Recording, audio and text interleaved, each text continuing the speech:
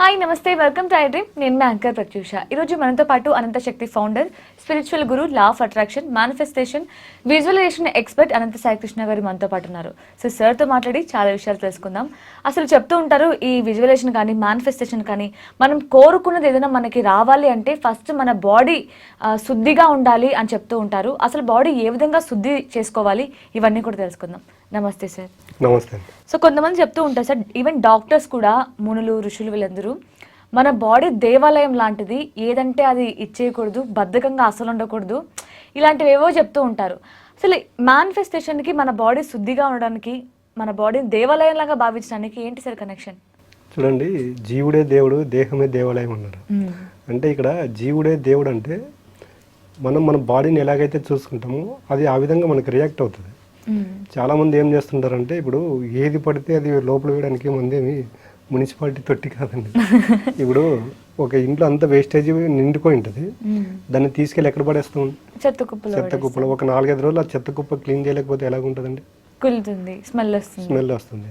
మరి ఇప్పుడు అడ్డమైనది మన బాడీ ఇన్నర్ బాడీలోకి వేసినప్పుడు మన ఇన్నర్ బాడీలో కూడా సేమ్ అదే ఫీల్ ఉంటుందండి. కాబట్టి మీరు ఎవరైనా, మీకు కొన్ని మఠాలు ఉంటాయి మన నార్త్లో, సౌత్, ఇటు సైడ్ మఠాలు చాలా ఉంటాయి. వెళ్ళి కూర్చోండి, అక్కడ వాళ్ళు చెప్తారు అసలు మన బాడీని ఎలా చూసుకోవాలనేది. అసలు వాళ్ళు నాన్ వెజ్కి 1% కూడా ఇంపార్టెంట్ ఇవ్వరండి. నాన్ వెజ్ చెత్త అని భావిస్తున్నారా మీరు? 100,000% చెత్తనే అండి అది.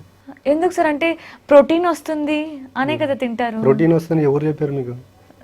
ఆ ప్రోటీన్తో పాటు రోగాలు కూడా వస్తాయని వాళ్ళని అడగండి. మీకు ఎవరైతే ప్రోటీన్ వస్తుందని చెప్పారో దాంతోపాటు రోగాలు ఎందుకు, ఇది తీసుకోవడం వల్ల రోగాలు ఎక్కువ వస్తాయా, వెజిటేరియన్ తీసుకోవడం వల్ల రోగాలు ఎక్కువ వస్తాయా, వాళ్ళని అడగండి, చెబుతారు. ఇప్పుడు ఒక కిలో చికెన్ తింటే మీకు ఎంత ప్రోటీన్ వస్తుందో జస్ట్ ఒక గుప్పెడు పల్లీలు తీసుకున్నా కూడా అంత ఎనర్జీ వస్తుందండి. అది ఏమంటే నాన్ వెజ్ అనేది మనకి ఏదో జరిగిపోతుందని తీసుకుంటున్నాం, కానీ దానివల్ల మన యొక్క ఆలోచనల పైన దాని ప్రభావం ఎంత ఉంటుంది, మన యొక్క క్యారెక్టర్ పైన దాని ప్రభావం ఎంత ఉంటుంది అనేది చాలా మందికి తెలియదండి. అంటే నాన్ వెజ్ తినడం వల్ల మన వ్యక్తిత్వం కూడా మారుతుంది అంటారా మీరు? 100,000% మారుతుంది. ఏ విధంగా మారుతుంది? మీరు నాన్ వెజ్, మీకు ఇప్పుడు మీరున్నారండి, మీ సర్కిల్ ఎవరో ఒకరు నాన్ వెజ్ రెగ్యులర్గా నాన్ వెజ్ తినే వాళ్ళు ఉంటారు, నాన్ వెజ్ తిన్న వాళ్ళు ఉంటారు. వాళ్ళని మీరు గుర్తు చేసుకుని మీకు తెలియకోకుండా వాళ్ళపైన అప్లై చేయండి ఏదో ఒకటి. నాన్ వెజ్ తినే వాళ్ళతో మీరే గొడవ పెట్టుకోండి కావాలని, వాళ్ళు చిన్నదానికి వెంటనే రియాక్ట్ అయిపోతారు, అగ్రెసివ్ అవుతారు, కోపం పెంచుతారు, గొడవ పట్టుకుని మీతో రిలేషన్ కట్ చేస్తారు. వెజిటేరియన్ తినే వాళ్ళతో మీరు మాట్లాడండి, సరే దాని గురించి వద్దులే ఇప్పుడు ఎందుకంటారు అంటే దాన్ని టాపిక్ కట్ చేసుకుంటూ వస్తారు. ఎప్పుడైతే మనము వెజిటేరియన్ తీసుకుంటూ ఉంటామో మనలో సాక్షితత్వం అనేది పెరుగుతుందండి. ఎప్పుడైతే మనము వెజిటేరియన్ నుండి నాన్ వెజ్గా మారుతూ ఉంటామో మనలో రాక్షస గుణాలు అనేవి వస్తాయి. ఆ రాక్షస గుణం అంటే ఎలాగుంటుందంటే డైరెక్ట్ రాక్షసులు రారండి మనలోకి, రాక్షసుల యొక్క క్యారెక్టర్ బయటకు వస్తుంది. ఎప్పుడైతే మనం ప్రతిరోజు నాన్ వెజ్ తీసుకుంటూ ఉంటామో మన ఇన్నర్ బాడీలో అనేవి బ్లాక్స్ అలా క్రియేట్ అవుతాయి. మీరు కొంతమంది ఉంటారు రోజు నాన్ వెజ్ తినే వాళ్ళతో చూడండి, వాళ్ళు మనం ఎక్కువ మాట్లాడలేము. వెజిటేరియన్ తినే వాళ్ళతో మనం ఎంతసేపు కూర్చోగలము. అంటే మన చుట్టూ ఒక పాజిటివ్ ఆర్ అనేది క్రియేట్ అవుతుంది. కానీ మనకి ఇతిహాస పురాణాలు ఎక్కడైనా చూడండి, మీరు నాన్ వెజ్ తినండి అని ఎక్కడ లేదు, బట్ మనం మన టేస్ట్ కోసం నాన్ వెజ్ తీసుకుంటున్నాం. కానీ కొన్ని దేవుళ్ళకి నైవేద్యంగా కూడా పెడుతూ ఉంటారు కదా సార్, లైక్ గంగమ్మ తల్లి కానీ ఊరి దేవతలకి ఇలా బలిస్తూ ఉంటారు. అది మరి దేవుడికి కూడా ఇష్టమే కదా సార్? సరే, ఇప్పుడు గంగమ్మ తల్లికి తర్వాత పోలేరమ్మకి వీళ్ళందరికీ బలిస్తారు కదా. ఈసారి బలి ఇచ్చినప్పుడు వాళ్ళు అడిగారనే కదా మీరు బలి ఇచ్చేది, ఆ జంతువులను అక్కడే వదిలేసారండి. ప్రసాదంగా తీసుకుంటారు సార్. ఏది అంటే ఇప్పుడు నైవేద్యం పెట్టడం వరకు ప్రసాదం కొంచెం అక్కడ పెడతారు, రిమైనింగ్ తీసుకుంటారు కదా. ఆ ప్రసాదం మీరు తినండి అని ఎవరు చెప్పారు మీకు? ఎక్కడ ఉంది చూపండి నాకు ఒకసారి, ఏ బుక్ లో ఉంది గంగమ్మ మాత ఇక్కడ నాకు ఇట్లా వచ్చి పూజ చేసుకుని దాన్ని మీరు వండుకొని తినండి ఎక్కడ ఉంది? సరే, ఇప్పుడు మీరు నాన్ వెజ్ గురించి చెప్తున్నారు కదా, ఈసారి మంది ఒక వేలు ఏదైనా కట్ చేసి ఫ్రై చేసి మనం తింటామా? ఎందుకు తినము? అసలు కట్ చేసుకోవాలంటే ఒకసారి ఈ వేలు లేకపోతే మనం ఒకసారి ఊహించుకోండి మనం ఎలాగుంటాము. ఇప్పుడు మీరే అంటున్నారు గంగాదేవి గంగా అమ్మ అని.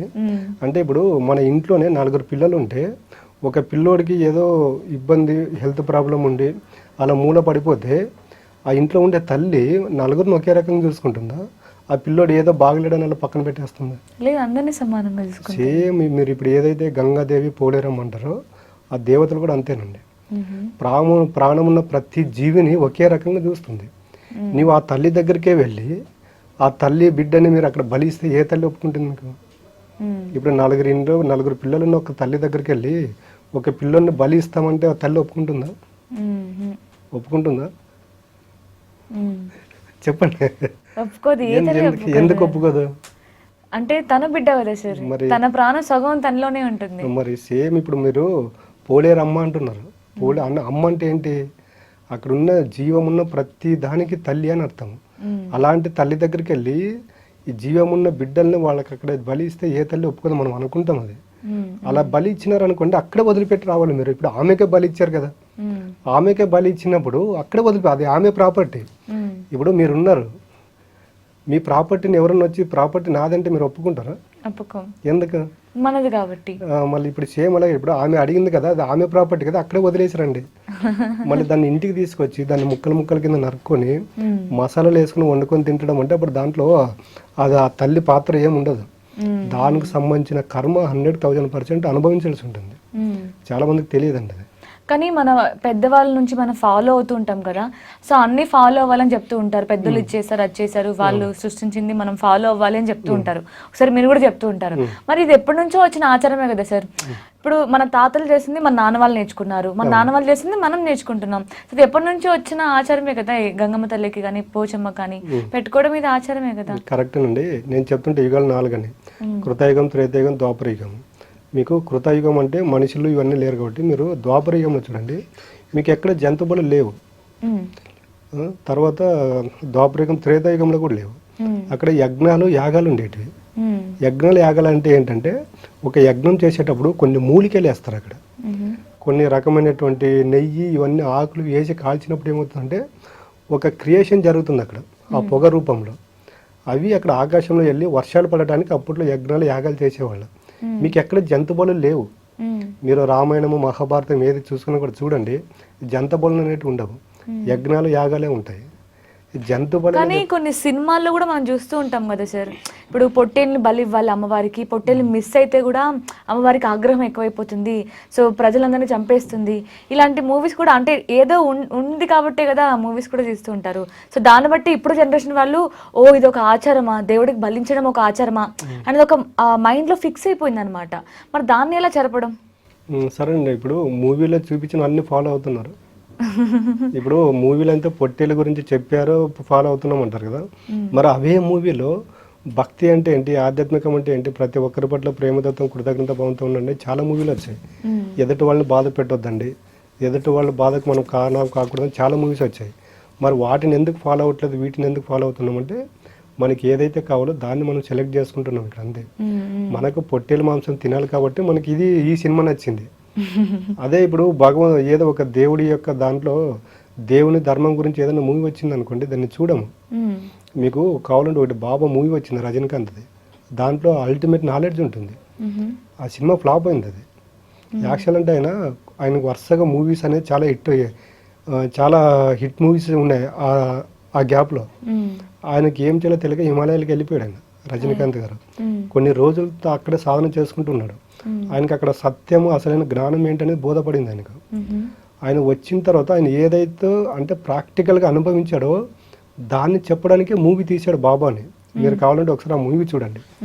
అంటే ఆ మూవీ జనాలు ఎందుకు కనెక్ట్ అవ్వట్లేదు అంటే, మనిషి ఎలాగుంటాడంటే నిజాన్ని, సత్యాన్ని ఎప్పుడు యాక్సెప్ట్ చేయడు కాబట్టి ఆ మూవీని రిజెక్ట్ చేశారు. అదే రజనీకాంత్ తర్వాత మొన్న జైలర్ 2 ఇవన్నీ తీసాడు. నరకడాలు ఇవి మనకి ఇష్టం కాబట్టి అంటే వీటిని యాక్సెప్ట్ చేస్తాము. అంటే చెప్తున్నాం, మనం చేసే ప్రతి పనిలో భగవంతుని పాత్ర అనేది 1% కూడా ఉండదు. యద్భావం తద్భవతి, నీ కర్మకు నువ్వే సృష్టికర్తవి. ఇప్పుడు నీకు మంచి జరిగిందా అది నీ క్రియేషన్, నీకు చెడు జరిగిందా నీ క్రియేషన్, నాకేం సంబంధం అంటాడు భగవంతుడు. నేను అడిగానా నా టెంపుల్ ముందుకు వచ్చి నాకు బలి ఇవ్వండి అడిగానా? లేదు కదా. మీరు వచ్చి బలి ఇచ్చారు. రేపు పొద్దున మీ ఇంట్లో ఏదన్నా ప్రాబ్లం జరిగినా, మీ ఇంట్లో ఎవరైనా చనిపోయినా నాకు సంబంధం లేదంట. మన ఇంట్లో ఎవరైనా చనిపోతేనే ఆ రోజంతా ఏడుస్తుంటాం, పట్టుకొని.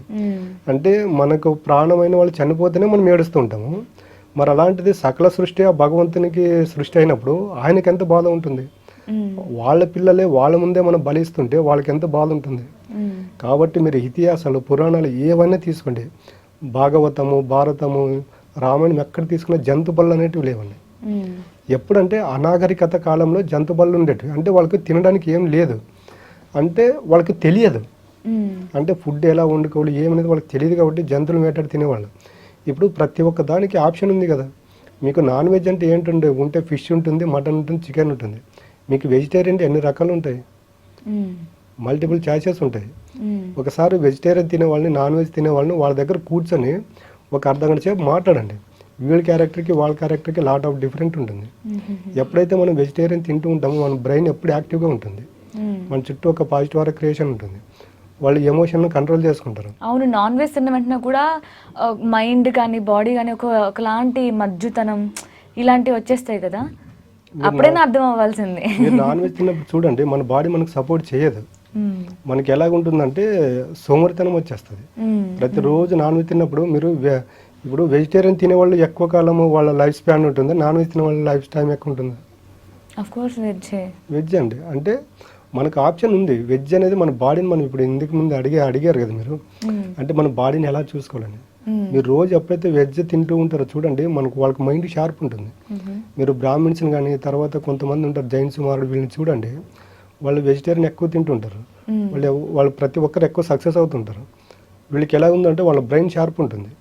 నాన్ వెజ్ ఎక్కువ తినే వాళ్ళ బ్రెయిన్ పనిచేయదు. వాళ్ళకి ఎప్పుడు ఎలా ఉంటుందంటే రాక్షస గుణం ఉంటుంది.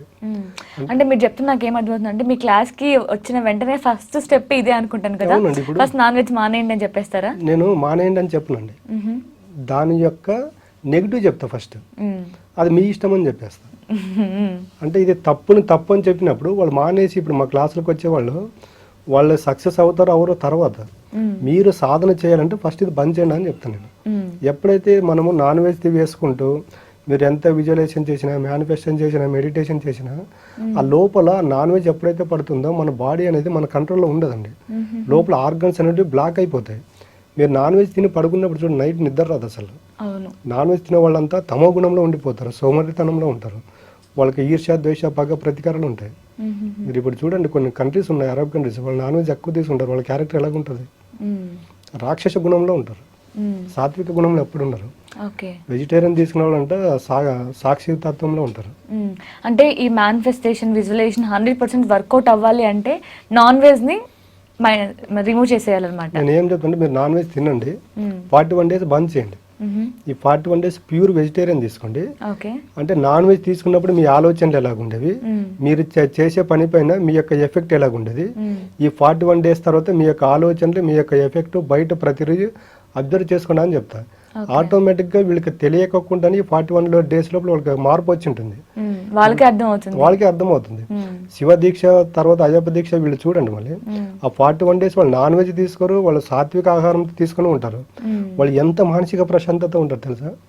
అంటే ఆ 41 days ఒక్కటే వీళ్ళ దగ్గర శివుడు ఉంటాడా లేకపోతే అయ్యప్ప ఉంటాడంటే, మీరు మీ ఫ్యూచర్ మొత్తం ఇలా ఉండాలని అప్పుడు దీక్షలు పెట్టారు.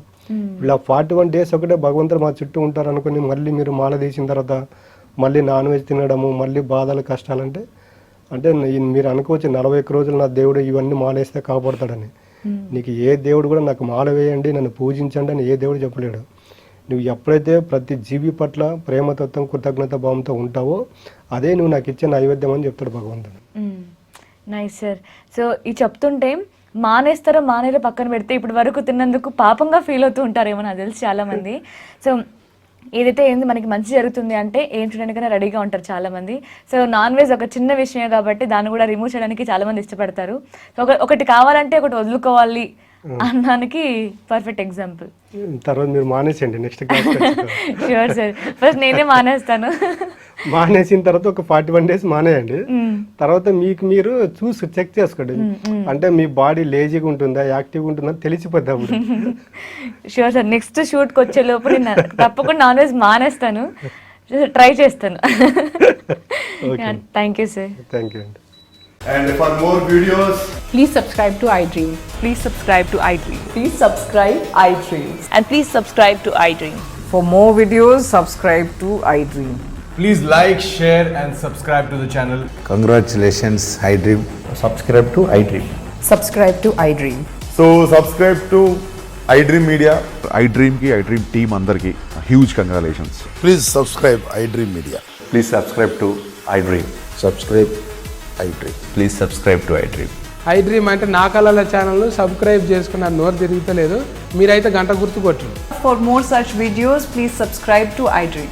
Subscribe to iDream. Please subscribe to iDream. Please subscribe iDream Media. Please do subscribe to iDream. Please subscribe to iDream Media. For best entertainment and information, please subscribe iDream. And don't forget to subscribe to iDream.